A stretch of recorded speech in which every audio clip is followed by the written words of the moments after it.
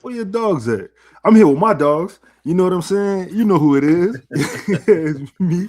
It's CC. It's IC. You know what I'm saying? And it's oh whoa okay yeah right here. Okay, cool. I don't know what just happened, but we gonna I fixed it. Check this out.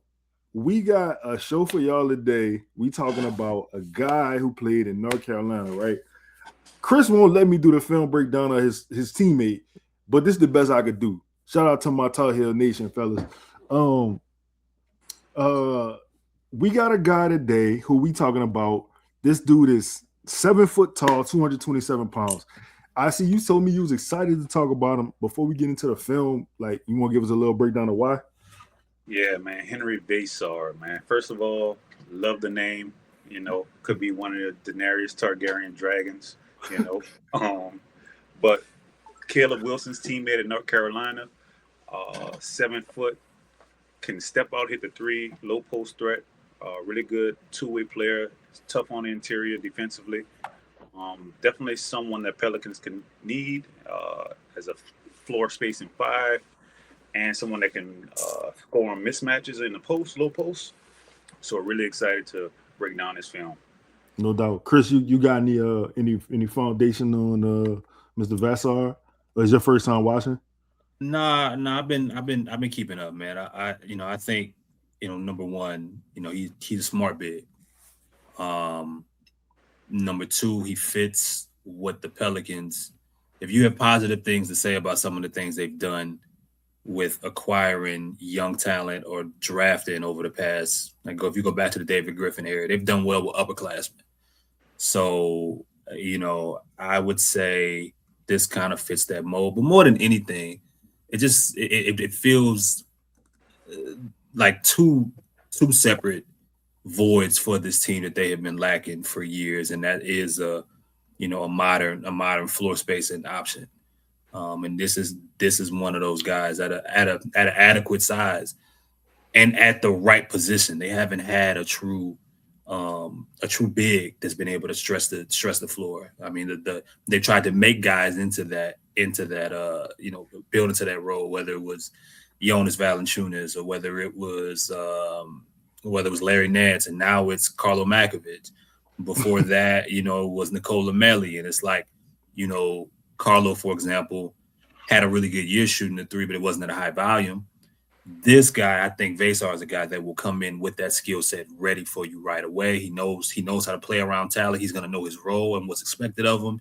He's older. He's like 22 years old, 23, somewhere around there. So I'm a fan. I think this is a need, but not just like, it's not like when you drafted Yves Missi necessarily. Like you're not just drafting this guy because he's a center. You drafted him because he's a center, and you know immediately where you can feel like what shoes he can fill and where he can play in your offense to help your team out right away. No doubt, that was well said.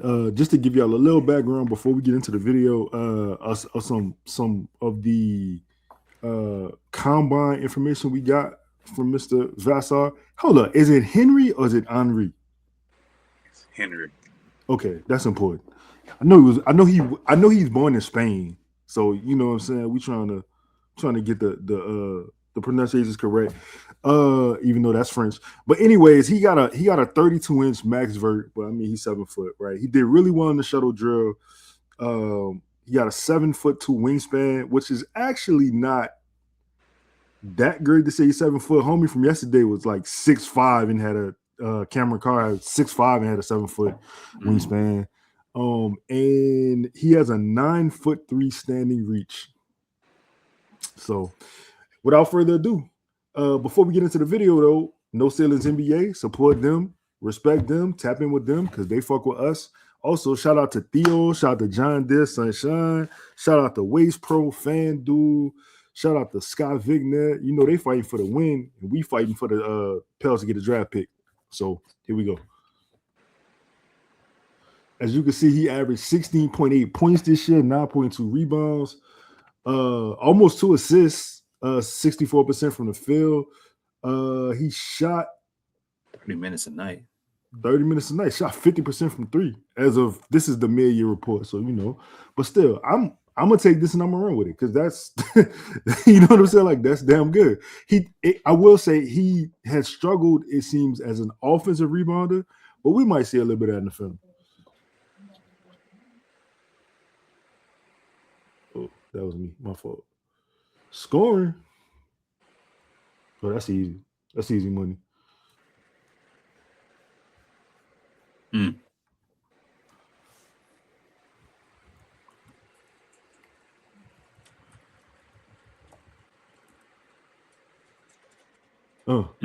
Chicken wing. Got a little Maxime Renault in this game. Look, check you out. Second year in a row, man. I see. Then got us talking about an upperclassman white center. He was right last year. Wait, hold up. What Max me from? France. You got your European countries figured out, huh? Hey man. I like the repost. We don't get a lot of reposts no more. I see. Nope. I'm up to the baseline. I promise y'all. I promise y'all right now. I can guarantee that somebody's going to watch this, and you will get a comment that says, "Why do we need this guy when we have Hunter Dickinson?" I guarantee you, it's gonna happen. And that's last. That's a fluid. That is a beautiful jumper. Yeah, a beautiful jumper. Now, Chris, did you think this is something that a beautiful shot will flourish at the next level? 100%. That is. I heard the same thing. I'm asking because I heard the same thing about Donovan Clingan. Yeah, I understand that, but I mean, look, I mean that wasn't Clint. I don't think Clingan was this level. He wasn't this level of shooter coming out of college, though. You know, for sure. He's kind of grown into that because you have to survive. And shout out to him, kind of continue to work on it, and maybe this next year will be the year where he finally puts it together, or completely puts it together from an efficiency standpoint, being like clean. A big. I take back this right here, you know. No, I take back what I said. His jumper way cleaner. Mm-hmm. You know, man. You know, and the Carolina fan of me just got us. Oh, hold on, wait a second, sir.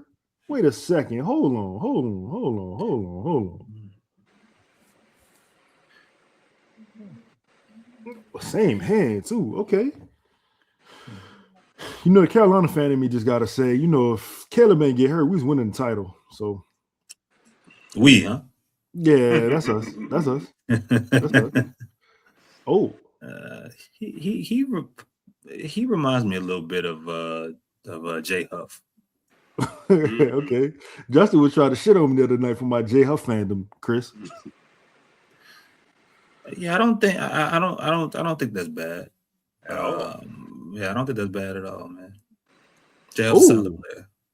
And Pelicans need more solid players, bro. Like Jay Huff had damn near 200 blocks last year. Wow. Oh yeah, that's nice. Yeah, just a smart player, bro. Just a smart player. IQ. Understanding where to be, what to do.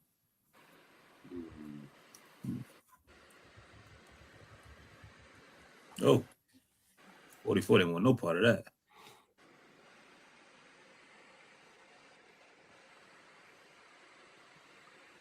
Let me see some. Good pocket. Good offhand too. Another a comp out. That's confident. That's work, man. Confidence. It's work. It's readiness. And see why I like Vassaar so much, man. You can imagine him on a Pelicans team, independent and in conjunction with Zion and Derek Queen. Mm-hmm. Mm-hmm. I'm gonna tell you this right now. I'm gonna tell you this right now. I'm gonna look dead in the camera. He better than every big on this team right now. Okay, wait a minute now. Wait a minute, Lito. Not including Derek Queen. Not including Derek Queen. I'm about to say you speeding, bro. You speeding. You speeding. He better than. And wait. Jamal Mosley called what he call Yves Missy a linchpin. He did, and he might be, but homie right here, homie is better than. Finished the year top 10 in blocks, dog. Untapped potential. Year three breakout potential, bro. I heard that. I mean, I hope he. And here's another thing. these are the all of Jamal Mosley's teams for the most part in Orlando. They don't have the type of they're not. That's a beautiful shot. They're not running out with 6'9", 6'10" centers. Like they have legit 6'11", 7-footers, and not just one of them. Yeah, like they've thrown out a few over his tenure in Orlando. I don't think that's gonna stop here. Like you and I think like the type of bigs that he's went to and he's had that versatile. They all don't do the same thing. So Goga doesn't do what Wendell Carter does. Wendell Carter, he doesn't do what Franz Wagner does. I mean, Mo Wagner does. So the Pelicans need that kind of variety, and this would be I think one of those picks. Do we have a draft comp for this young man?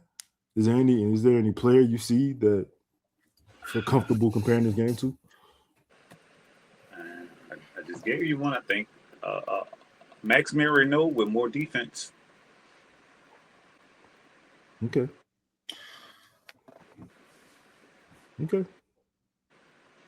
How tall is Kelly Olynyk? I hate to pick another white center. I really. That's racist. 6'9". Maybe. Good pass. Yeah.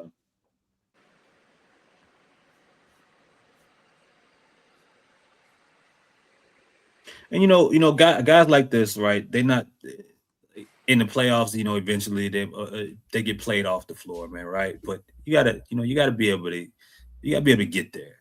All the talk about the bigs that don't have the mobility and they get caught in these pick and roll situations and have to play drop and can't give you much on the other side of the floor defensively. And I saw some questions about his ability to rebound, even though he averaged what 9 a game.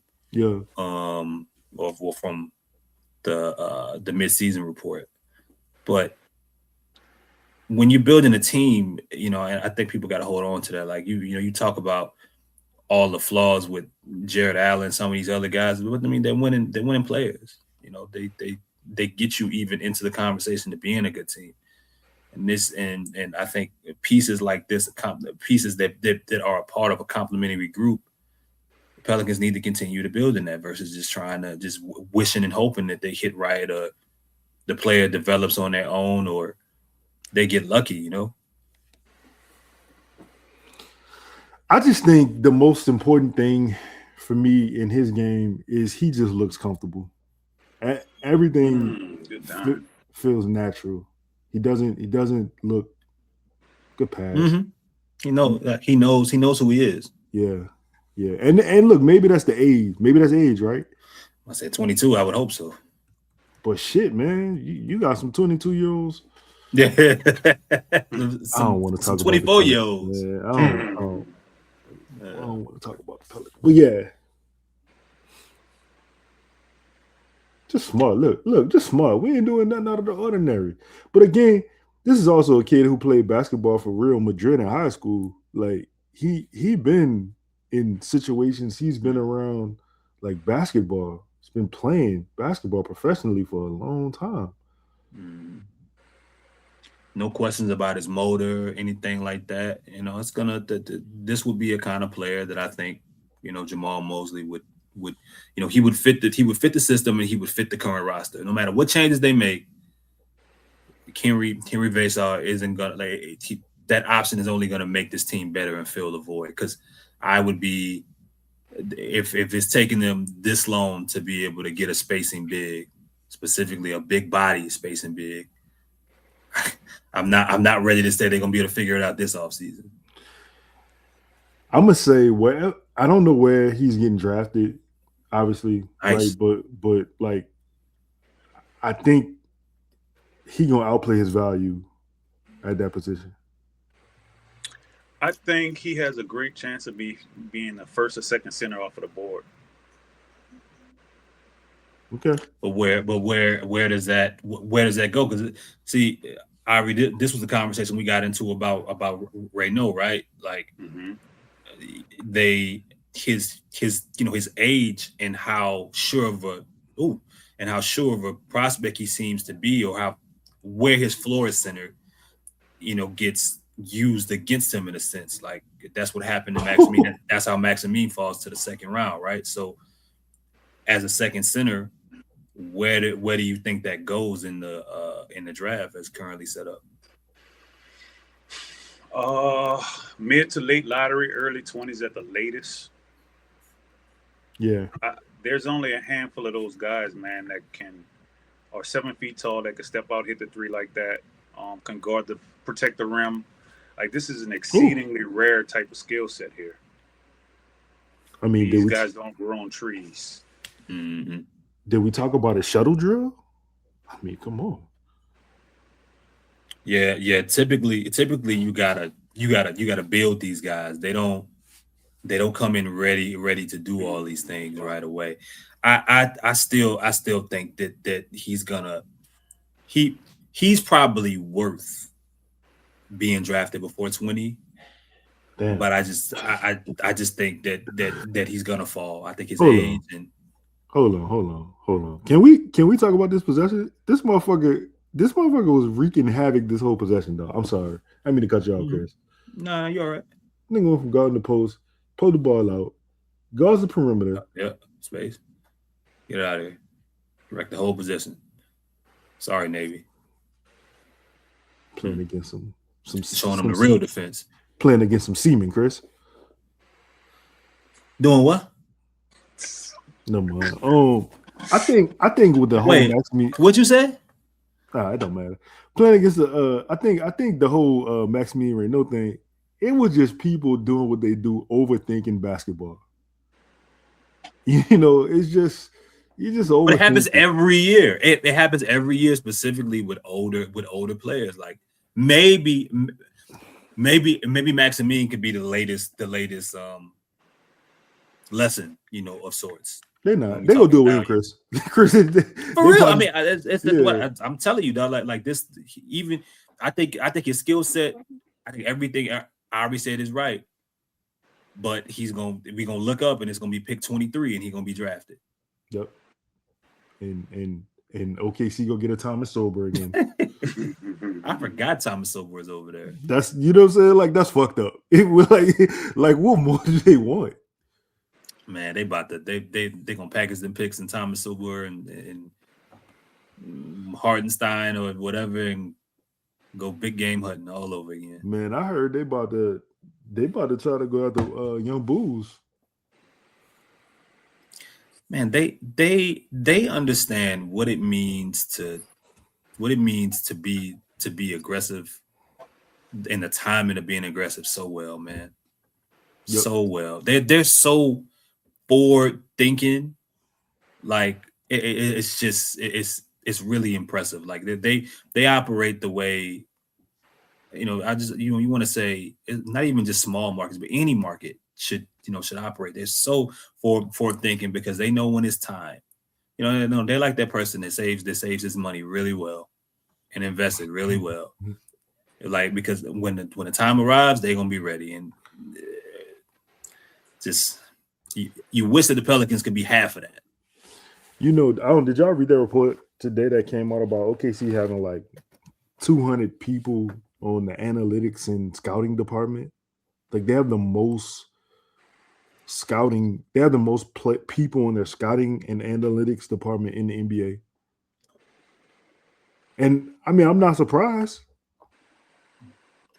Let's get it, man. Get it. So let's get to it, man. We're 19 minutes in. We're about to end the show soon.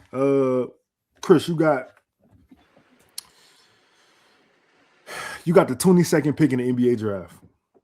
You in the war room with Willie Green right now, right? Are you still? Yeah, he never gonna leave. He's still there. He never gonna leave, though. He gonna be there again. He just gonna be there, just kicking it. Huh? Him and Jamal gonna be eating potato chips. Like it's all good. It's all good. Are you drafting Mr. Vassaar?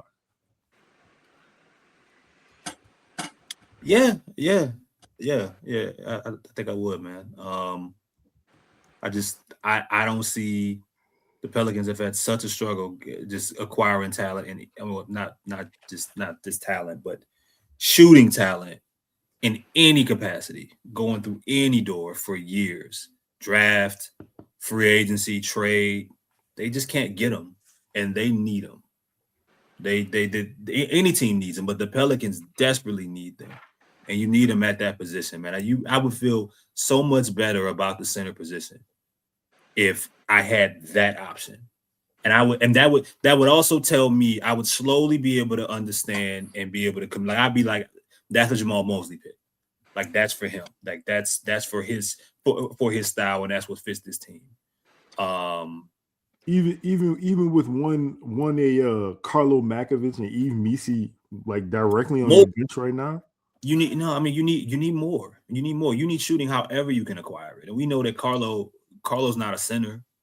No matter how many times people want to make him and such, he's a power forward. This is news to me. He's a power forward. So yeah, I mean, Carlo shot a career high, from 3 this year and was deadly in the corner. Great. Can we have more than one shooter? Just needs more minutes. Oh, I see. You got the 17th pick. Oh Lord! In this draft, you know what the needs are. You know who's on that team. Are you drafting Mr. Vassaar? Is a Demara still on the board? No, he was taken probably 13th. Then, yes. Again, I think. Before you answer this, is it a big difference between 17 and 21 for you?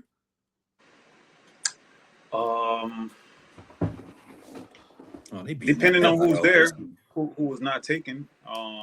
Well, let's say Mara is there. Let's say Mara's available too at 21. See, Mara's the higher upside play, but I think him and Queen's game don't really fit together well, which means, you might have to look at. Never mind. Anyways, this guy's good, man. Yeah, man.